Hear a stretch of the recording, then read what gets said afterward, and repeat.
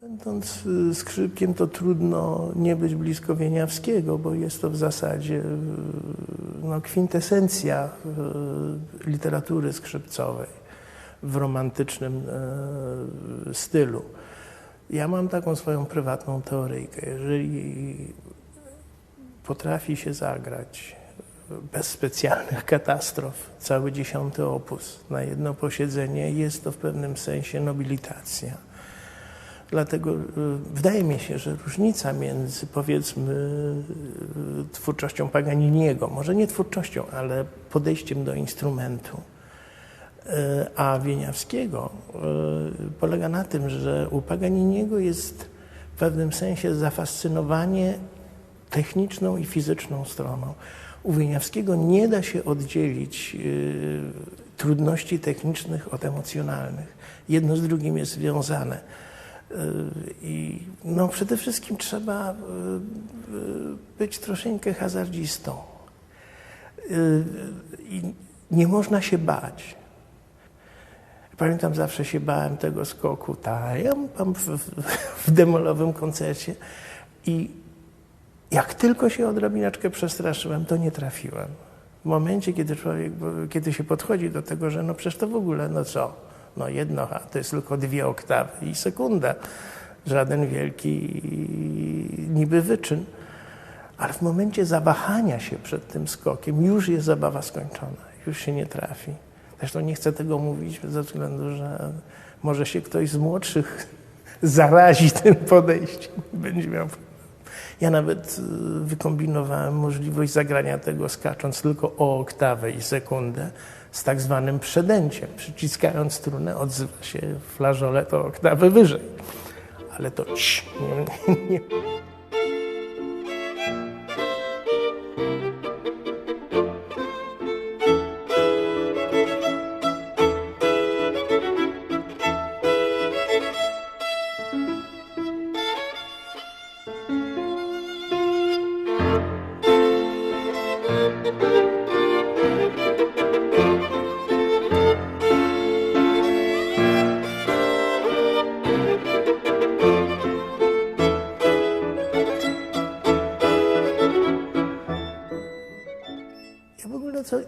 Im się robię, że tak powiem, starszy, tym bardziej jestem zafascynowany tym, kim Wieniawski musiał być.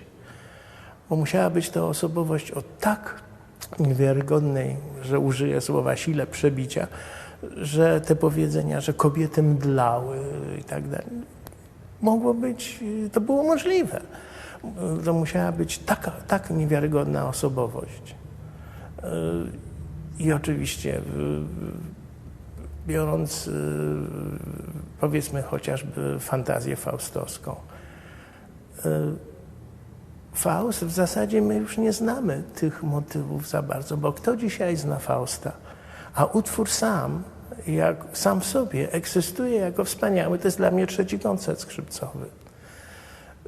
Oczywiście elegancja w walcach, czy końcówka właśnie Fausta, czy walc kaprys z 7. opusu.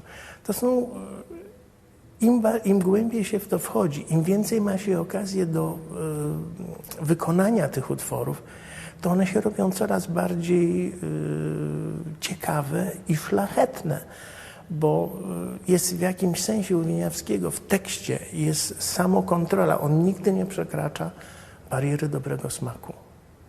Nie ma, przepraszam, że użyję słowa chamstwa w tej muzyce.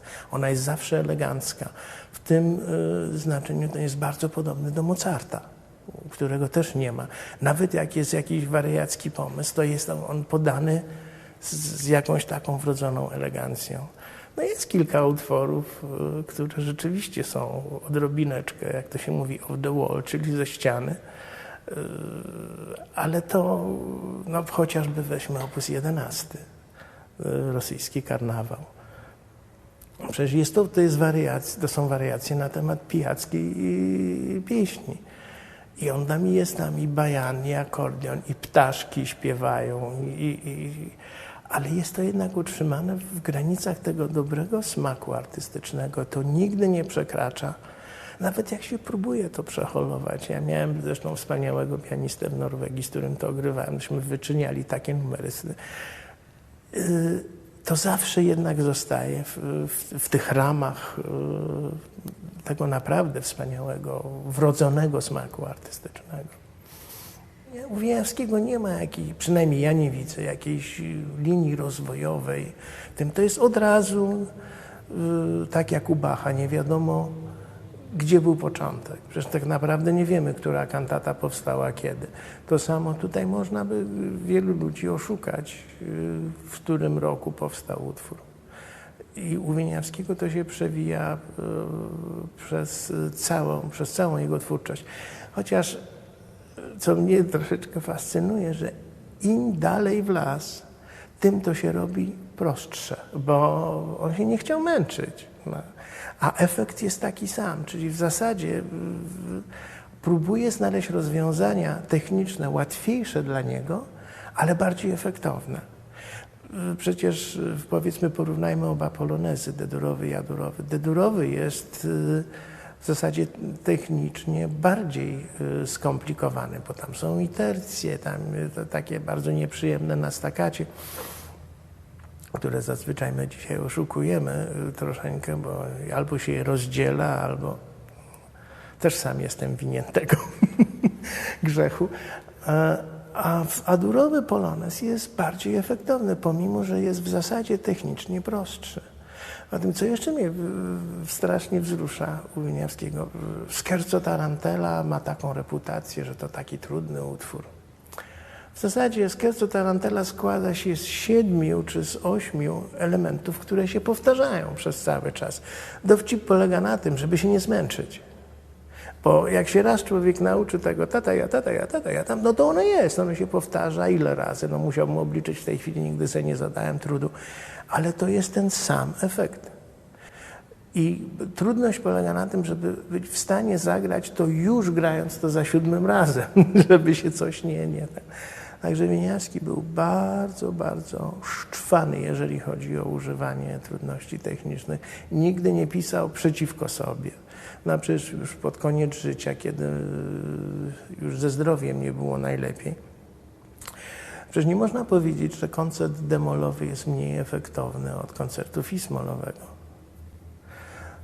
A jednak użycie środków technicznych. Ja mam takie wrażenie, że w fismolowym to jest jak młody źrebak, taki kolt, biegający i zastanawiający się, co by tu jeszcze dołożyć, a może jeszcze trochę i jeszcze trochę. Już mu nie wystarczy 3-oktawowe arpeggio. Nie, jeszcze musi doładować tak u góry, żeby było, jak się skończy chwytnia, żeby jeszcze mógł sobie coś tam zagrać. W demolowym nie ma tego. Przede wszystkim mi się wydaje, że demolowy był pisany troszeczkę jako symfonia concertana. To jest zbrodnia, to co się robi w niektórych wykonaniach, że się skraca tutti. On nie na darmo władował 3 puzony do tej orkiestry. To już jest mozartowskie podejście, bo w zasadzie Mozart był pierwszy, który wpadł na te 3 puzony, nie ma u nikogo innego. I to u Wieniawskiego to tutti, ja też używam, to jest po prostu symbiomatyczne, to jest konieczne. To nie dlatego, że on już się starzał, że tak powiem, jak on się mógł starzyć w wieku lat 40 czy tam 30 kilku. Nie to, że był zmęczony, że on chciał sobie odpocząć, bo u Paganiniego tutti są po to, żeby odpocząć. Tak mi się przynajmniej wydaje, w koncertach, szczególnie w D-durowym, te długie tutti, no to sobie Paganini odpoczywa. A u Wieniawskiego one są integralną częścią muzyki i to jest straszna strata, jeżeli się je przecina. Inna rzecz, że trzeba mieć orkiestrę dobrą. W ogóle granie, jak ja to czasem widzę, kiedy jeszcze jak uczyłem w Eastman School of Music, przychodzi student na egzamin i gra kaprys czy Paganiniego, czy Wieniawskiego z nut. Ja bardzo przepraszam, jak to z nut? No to co? Jak on jeszcze tego nie umie pamięciowo, no to albo nie doćwiczył, no bo no, gdzieś jest coś jest nie tak, no, prawda? I Wieniawski, no, takie może głupie powiedzenie, z zamkniętymi oczami jest dużo lepszy od Wieniawskiego z otwartymi. ten element stwarzania czegoś na poczekaniu, wydaje mi się, że jest esencją jego całej twórczości. Trudno powiedzieć, dlaczego niektóre utwory po prostu żyją własnym życiem. Są utwory, których się nie da zniszczyć. I mi się wydaje, że Wieniawski napisał wiele takich kawałków, że nawet najgorszy amator po kilku litrach piwa w dalszym ciągu esencja utworu wyjdzie na wierzch. No chociażby, nie można zabić na przykład Rekwiem Mozarta, nie ma siły na to, bez względu na to, jaka orkiestra z jakiegoś Dorfu zabierze się za to, to w dalszym ciągu ten Mozart wychodzi. I z Mazurkami Wieniawskiego jest to samo. Jak również są utwory liryczne Griega, które dzieci mordują od razu na fortepianie i to bezlitośnie, to jednak muzyka w tym żyje. I jest to samo z większością utworów Wieniawskiego. Tak naprawdę, jak się zastanowimy, które są słabe utwory? No nie ma ich za wiele.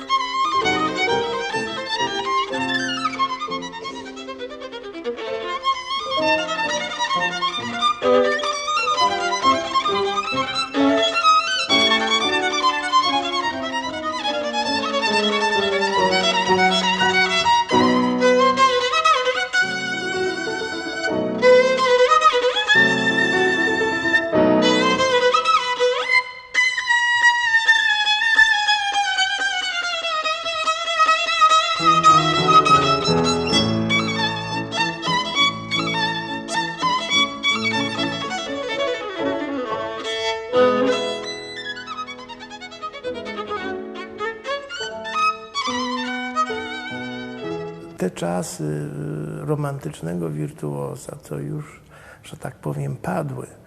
Dzisiaj żyjemy w tak skomercjalizowanym świecie, że w zasadzie, już nie mówiąc o śpiewakach, którzy śpiewają w poniedziałek wieczorem w Nowym Jorku, we wtorek wieczorem są w Londynie, chociaż teraz już Concorde nie lata, to smutno. Dzisiaj wydaje mi się, że jest niebezpieczeństwo powielania samego siebie. To znaczy, jak się raz nauczymy utworu, to jest taka ilość koncertów, że ludzie po prostu nie mają czasu na przemyślenie tego, co się zrobiło dobrego czy niedobrego w poprzednim wykonaniu. To jest tak, jak kiedyś Heifetz powiedział, że w zasadzie to jest bardzo trudno zastanawiać się, co było dobre, co było złe po 1500 wykonaniu koncertu Beethovena. A u Wieniawskiego jeszcze nie było samolotów, nie było telewizji, nie było nagrań, więc każde wykonanie było świeże. I chyba to było jednym ze stymulujących elementów w jego twórczości i w jego wykonaniu. W jego wykonaniach. Ja jeszcze miałem zaszczyt poznać takiego starszego pana, ja wtedy byłem zupełnie szczeniak, miałem może z 12 lat, 13 lat, który jeszcze słyszał Wieniawskiego i mówił z takim zaśpiewem, no takiego dźwięku jak Henia to nikt nie miał. On go słyszał w Saratowie w 880 roku, krótko przed śmiercią. Czyli tak naprawdę, 3 generacje i jesteśmy u punktu wyjściowego. Także wszystko się zmieniło dzisiaj. Rachmaninow kiedyś powiedział, o ile mnie nie wiem, to chyba tak, że nagrania zniszczą wirtuoza. W tym jest trochę prawdy. Ostatnim takim chyba z tych romantycznych wirtuozów to był Horowitz, tak? Który rzeczywiście prawie każde wykonanie było inne. Nie było tego elementu, że aha, ja nie będę się wychylał, bo a nuż nie trafię. Dzisiaj to trochę może Heifetz postawił poprzeczkę tak, że no nie można grać po oczach. A jeszcze to się i Isaiowi zdarzało. Są nagrania, gdzie jest takie niewiarygodne nagranie, piękne nagranie od ostatniej części Mendelssohna z fortepianem. Tylko to, co tam się dzieje, to podchodzi pod prokuratora. No, fortepian w ogóle gra, co chce. rozchodzą się przez cały czas. No, jest to wzruszające, ale dzisiaj już ten numer by nie przeszedł. Tak. Zresztą co tu wiele mówić, no, jakby Chrysler próbował zagrać w konkursie Wieniawskiego, też by go tam gdzieś przetrącili. No. Także czasy się po prostu zmieniły. I niestety poprzez ilość i poprzez dążenie do jakiejś obłąkanej może w pewnym sensie precyzji i presji, że to musi być perfekt, wylaliśmy dziecko z kąpielą. Bo jestem więcej niż pewny, że te wykonania w okresie romantycznym, tak jak koncerty Chorowica, które mnie się w pewnym sensie kojarzą z tym, co kiedyś było, to no po prostu już dzisiaj zanikło troszeczkę. Ja sobie jeszcze czasem pozwalam, bo jak mogę, że właśnie nie wiem co będzie za chwilę. Znaczy pozwalam sobie na to, że no zobaczymy, tak? Jak to wyjdzie. Kiedyś dla kawału z pianistą, zresztą tutaj w Warszawie, grałem sonatę Paderewskiego w Łazienkach. Zresztą z panem Emilianem Madejem to graliśmy. I na bis zagraliśmy drugą część tejże sonaty, ale zupełnie odwrotnie. I też było dobrze. Także tego elementu mi brakuje w dzisiejszych konkursach, gdzie się ludzie czepiają. No bo czego się czepiać? Poziom techniczny poszedł do góry. Na pewno. Przeciętny poziom. Ale gdzie jest ta indywidualność? Bo to niestety... Kiedyś włączyło się radio, jeszcze nawet za moich młodych czasów i wiadomo, że to był albo Heifetz, albo Oistrach, albo Francescati z jego takim frankońskim dźwiękiem i galijskim. Od razu było wiadomo, kto gra. No dzisiaj jest już to prawie niemożliwe, bo włącza się radio i ktoś gra bardzo pięknie i bardzo poprawnie, ale no, przynajmniej mnie brakuje. Może ja już też się robię staruszek. Także tego elementu to mi brak. I Wieniawski na pewno musiał być wykonawcą o tak niewiarygodnej indywidualności i wyobraźni, że nie było dwa razy tego samego wykonania. A tym nagranie. Czym jest tak naprawdę nagranie? Jest jak fotografia ze ślubu. To jest fotografia zrobiona w danym momencie, ale to już jest martwe.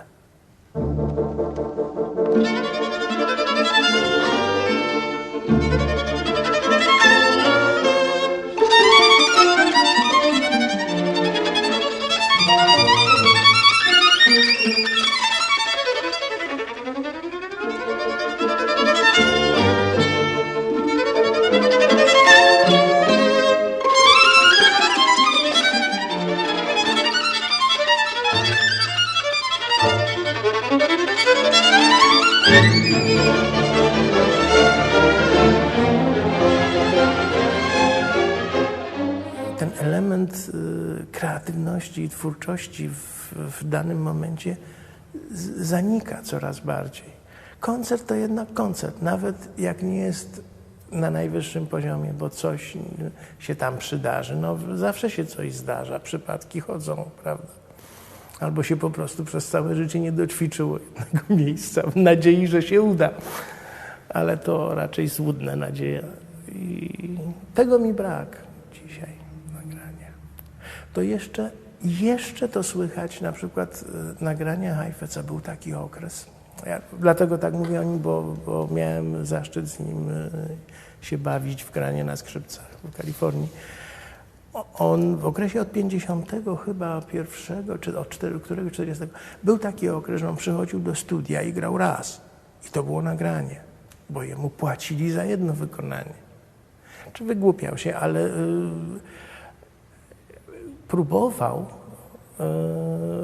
utrzymać ten excitement wykonania na żywo. Bo przecież dzisiaj co my możemy robić w studiu? Przecież dzisiaj nawet się dźwięku nie słyszy, ogląda się dźwięk na ekranie, prawda?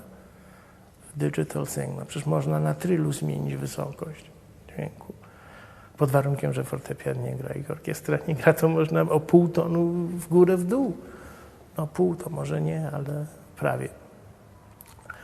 Także może te rzeczywiście wykonania, które były po prostu wydarzeniem jednorazowym, no, zanikają, a szkoda. Chociaż taka anegdotka na koniec. Ricci kiedyś wpadł w taką aferę, bo była taka kompania płytowa w Kanadzie, zapomniałem jak się nazywa. I oni go namówili, żeby nagrał wszystkie kaprysy Paganiniego na żywo. No więc on zrozumiał, że po kaprysie będzie nagrywał, oni to potem złożą, tylko że nie będzie przerywał w kaprysie. A oni mu powiedzieli, że on musi zagrać 12 i 12. Na drugą stronę, bo to jeszcze z okresu LP. No Arco to chyba było, pamiętam. W każdym razie dzwoni do mnie, mówi, cholera, mówi, wpadłem, co ja zrobię? Mówi, jak już dojeżdżam do 12 i coś mi wyskoczyło. I jeszcze raz od początku. Także on był, normalnie stracił chyba z 5 kg wagi nagrywając te kaprysy. Ja mam chyba tą płytę gdzieś w Stanach. Tego mi troszeczkę brakuje dzisiaj.